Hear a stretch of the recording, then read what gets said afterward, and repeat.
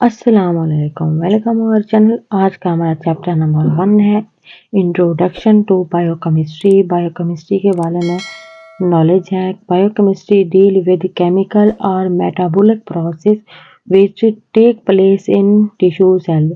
यानी कि जो बायोकेमिस्ट्री है वो डील करती है केमिकल और मेटाबॉलिक प्रोसेस को टिश्यू के अंदर। These metabolic reaction take place in the material card protoplasm. यानी कि जो मेटाबॉलिक रिएक्शन का मटेरियल बचता है उसको हम प्रोटोप्लाज्म कहते हैं। Which is the basic of all form of life. यानी इसमें ज़िंदगी की तमाम बेसिक फॉर्म्स के बारे में इंफॉर्मेशन होती है। As long as these reaction take place in an organised form.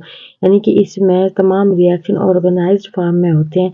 We remain healthily, जो कि इसको हेल्थली बनाते हैं। The moment these occur disorganization in these reaction we feel ill or oven even die.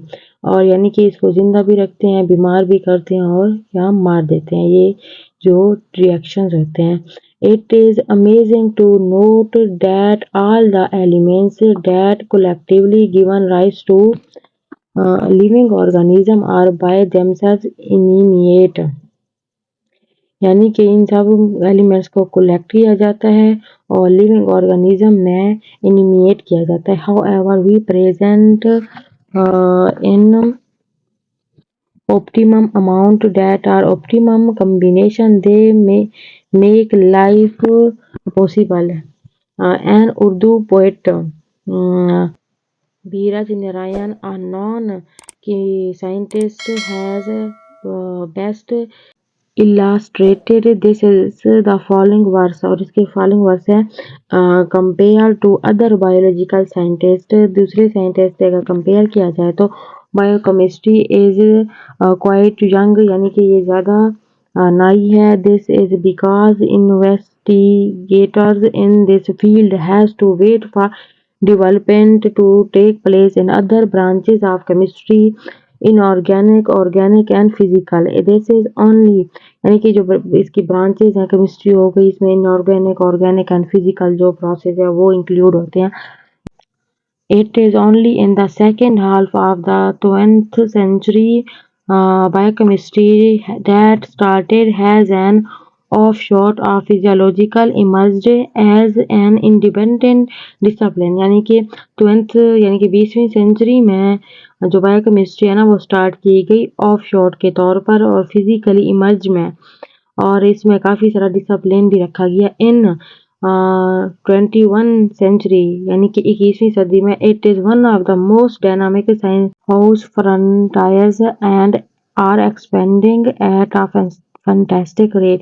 और इसका जो है ना वकूफ़ पजीरी का जो दौरानिया था वो बहुत ही ज़बरदस्त था।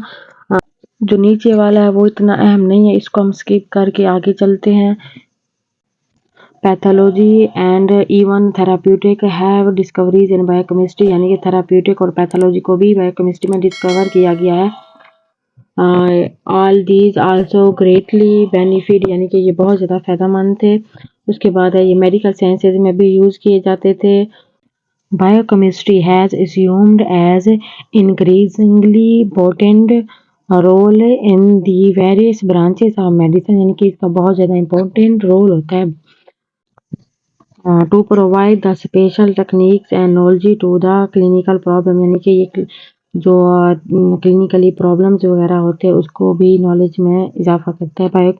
Biochemical investigation can lead directly to the suggestion of remedies. यानी कि ये जो बायोलॉजिकल इन्वेस्टिगेशन वगैरह होते हैं इसके बारे में ये सजेशन भी देता है और इसके इलाज को भी अमल में लाता है। For example the discovery of specific biochemical deficiencies in rickets, flagella, beriberi, scurvy वगैरह, इन जितनी भी बीमारियां इसमें ये इसके इलाज को वकूफ़ पजीरी में हेल्प करता है। एंड पर्निशियल एनीमिया, और पर्निशियल एनीमिया को भी लीड करता है रैपिडली, जल्दी तेजी से टू द सक्सेसफुल थेरापी। यानी कि इसकी थेरापी के ज़रिए इसको ठीक किया जाता है।